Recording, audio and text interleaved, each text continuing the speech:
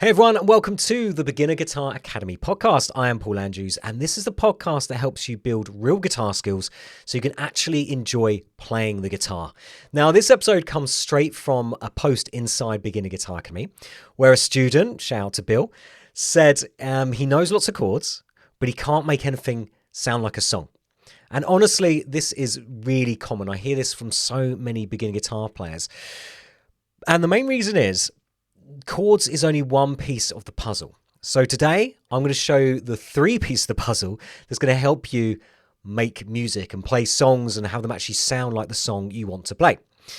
So a problem is most beginners think that once they know chords, they're going to be able to play lots of songs. But chords alone are like a pile of bricks. They're not a house yet. They're going to be used to build the house like chords. You can think of kind of like the foundation. But you need some other bits as well. And the three things we need are chords, strumming/rhythm, and timing. So the three things we need. Now I say strumming/rhythm because some people call it strumming, some people call it rhythm. It's the same thing. So we're going to go through what that is in a minute. So if you miss out one of those three parts, everything falls apart. So let's break this down then into those three different parts or three different sections. So the first one is chords. So good news, you probably know enough chords. So you've probably got the G, the C, the D, E minor, A minor, D minor, probably under your fingers. And I call this the basic 8. So 8 open chords that you need to know. And that is your A chord, your C chord, your D chord, your E chord and your G chord. So your 5 majors, your A minor, your E minor and your D minor. So your 3 minors, making up the basic 8. So you probably already know those. And if you do, you already have part of the puzzle. So you can already know, or you could play hundreds of songs, because hundreds of songs just use those chords. But then you're thinking, well, that's okay, but it doesn't sound like the songs I'm trying to play. So what I'm trying to get at here is the problem is not your chord knowledge. It could be your chord playing. So if you listen to podcasts for any amount of time, you'll know I've talked about the 3 S's before. So when you're playing your chords, you've got to know the shape. So you've got to be able to find that chord very quickly so you can get to it. You know everything's got to land. You've got to pick through it to make sure you've got a good sound. So we'll note sound and we haven't got this. So messy chords. And the final thing is speed, so you can move between chords. So if you don't know the shape, that's going to slow down because you'll be able to put down your fingers slowly. You quite know where to go. If I've got the sound, you're just going to have bad sounding chords. And if we haven't got the speed, you're not going to be able to get to the next chord quick enough, which is going to delay the song and you're going to lose the flow. So we need to make sure we have got the 3 S's straight away. So if we haven't got those down, then we are a bit stuck. Now, the first thing to do with chords though, and when you come up to a song, start thinking about the rhythm pattern. Now, we want to start off with a really basic strum pattern or rhythm pattern. And I always say to students, when you begin with a song, start with just getting the first chord for each bar. So do 1 strum, just so you can map out where those chord changes are. 2, 3, 4, 1, 2, 3, 4, 1. So I'm just taking Knock on Heaven's Door, just an example. And again, it doesn't sound much. Well, you've got the basics of Knock on Heaven's Door there. You probably can hear it. It has got a melody, so if you sung on top of it, it'd obviously make it a bit easier to hear what it is. But playing along with the track, and that's what we want to do in the early days, is play along the actual song that has the melody in it, has the groove, the original recording, and you'll find that'll just sort of power up your playing, because it'll basically make it sound more than it is. So if you're only strumming once, if you're playing along with the song's going to fill in the gaps. So really important with that. So start off with 1 strum, nice and slow, until you really start getting it. You've really got a consistency. Then we can start beefing up our strumming and making it sound a little bit more interesting. But before we even really start building on top of our strumming, we've got to make sure we get the timing. So strumming, how we're going to play those chords, getting a good rhythm pattern. But if we're not in time with the music, that doesn't matter at all. It's going to sound really off. Now, to help us get the timing, we are going to use a metronome. Now, a metronome will help just pull us together, make everything in time. It is worth its weight in gold. Now, a lot of people try and do timing just by feel. That does not work. So what that usually ends up being is you're speeding up, you're slowing down, and you're uneven. So the solution to all that is use a metronome or a backing track. Now, if I put my metronome, I've got it set to 60. So set to a certain speed, beats per minute. This is 60 beats per minute, so 1 per second. And then we just want to take our chords and we take knock against the door, so 1 strum, and just move it between 2, 3, 4. So knowing where the pulse, the beat is. So for each one of those first 2 chords, I strum the G, I leave it for a click. I strum the D, leave it for a click. Then I strum A minor and leave for 4 clicks. So 1, 2, 3, 4. Then A minor, 1, 2, 3, 4. It just goes around. We use that metronome. I can make sure I'm in time, make sure I'm on the beat, and I'm not rushing. I'm not doing it too slow. I'm at the right speed. And every song has a certain speed it is played. You can then find the song speed and then use that metronome just to slowly build up to that. You know, obviously make sure we're nice and steady, make sure we are staying in time.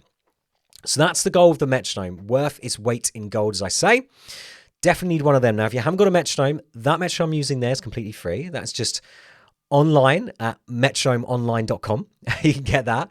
A great metronome you can download if you prefer apps is Pro Metronome, completely free. You can upgrade to get more advanced features, but the free ones are just as good. Or you can get a standalone metronome, so like the Korg MA1. You can look on Amazon. We can have obviously old-fashioned tick ones. I definitely recommend getting a digital one because it will give you more functionality rather than the kind of traditional pendulum sort of ones. So that's what we need to be using. We need to use that metronome to really help get our timing, make sure we are evenly spaced, make sure our strums are on the clicks, making sure we are staying in time. That's going to make you sound a lot more musical, and that's going to start helping us bring it all together. So to help you bring it all together, I'm going to now pick a slightly easier song, Horse with No Name. This is the first song we do at Beginner Guitar Academy. It only has 2 chords. So we do E minor, finger 1, second fret on the A string, finger 2, second fret on the D string. You can then play all 6 strings. The second chord's got a bit of a fancy name. It's got a couple of names actually. You can call it D6/9 or F sharp minor 13. We're just going to think of it as spreading fingers apart. So first finger goes up to string 6 in fret 2, and second finger goes down to string 3 in fret 2. So you actually have the strings we were playing for the E minor chord in between our fingers. So we've got fingers together, we've got fingers apart. Now this is such a great song because the chords aren't that tricky to get going. You just got fingers apart, fingers together. Once you get that, then you can start really worrying about your strumming, start worrying about the timing. So we don't want to be thinking about the chords as well. There's too much to think about. So we need to get the chords on autopilot, get these 2 just round in circles. Then the strum pattern, we can start thinking 1, 2, 3, 4, 1, 2, 3, 4, 1, 2. Now, as I'm counting those numbers, I'm thinking on my metronome. I'm just going to make it a little bit faster. So 1, 2, 3, 4. So E minor, 2, 3, 4, F sharp, 2, 3, or D6. 1, 2, fingers apart, fingers together. Now the actual speed of this song is about 120, I think. So let me just knock this up a little bit more. So here we go. 2, 1, 2, 3, 4. So 1, 2, 3, 4. 1, 2, 3, 4. 1, 2, 3, 4. 1, 2, 3, 4. Now if we're playing along with the song, it's going to sound great. Again, the song's going to be doing the heavy lifting. You're going to have all the guitars in that song. You have the melody with the vocal over top of it. It's going to sound great. We can have a nice simple strum. So make sure you're playing along with the track. That's going to help thicken up the music and make it sound more like the tune straight away.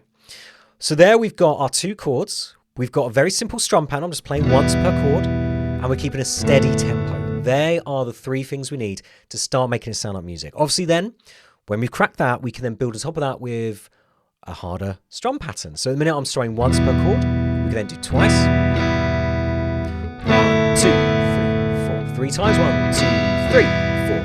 1, 2, 3, 4 times. 1, 2, 3, 4. 1, 2. Then we can bring some ups. So down, down, up, down, up, down, down, down, up, down, up, down, down, down, up, down, up, down, down, down, up, down, up, down. Now when we have that, we then have music. You can hear that. It sounds pretty cool. And you can even do that in an unaccompanied. So as you start bringing more strumming, it sounds a lot more interesting. You don't have to rely so heavily on a backing track. You can then sing on top of it, and then we can accompany ourselves, and it's going to sound pretty cool. So the trick here is to start off simple. Don't make it complicated. Focus on consistency rather than complex.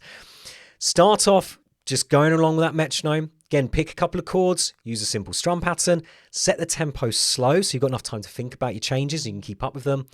and then loop that round for a good few minutes without stopping. And you'll find that'll get on your fingers very quick. Don't worry if it's messy to start with. It's going to be. It will get easier, obviously, as time progresses, as fingers get stronger, as you start really feeling the beat and hearing it and sticking in time, it will come.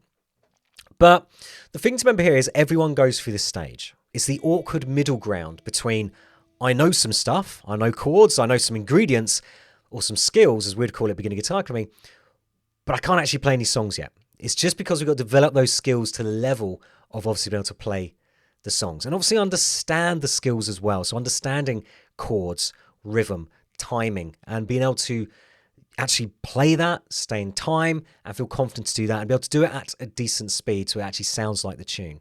So very rarely is it I need more chords. It's I need rhythm, I need flow, and I need consistency. They're the main things we need to be focusing on. So I hope this episode has helped you guys out. If you are a member of Beginner Guitar Academy, come and let me know in the community. What part are you struggling most with? Is it the chords? Is it the strumming? Is it the timing? You can even answer this if you're listening on Spotify. You can answer questions on there. Love to know what you're finding tricky.